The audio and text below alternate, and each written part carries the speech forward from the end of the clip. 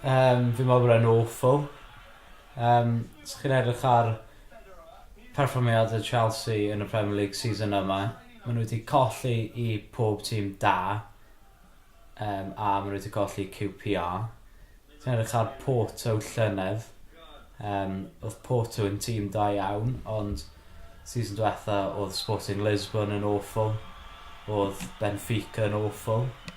Yn yr Europa Cup, nath o ddim chwarae erbyn unrhyw tîm o'r Almaen, nath o ddim chwarae erbyn unrhyw tîm o'r Eidal, nath o chwarae erbyn tîm blinedig o Villarreal, ac ar ôl colli'r gêm yna eithon nhw lawr a lawr a lawr.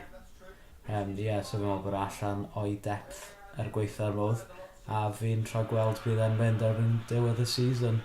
Ond peidiwch poeni fans Chelsea, achos mae Steve Bruce ar gael, a mae Avram Grant wastad yn aros.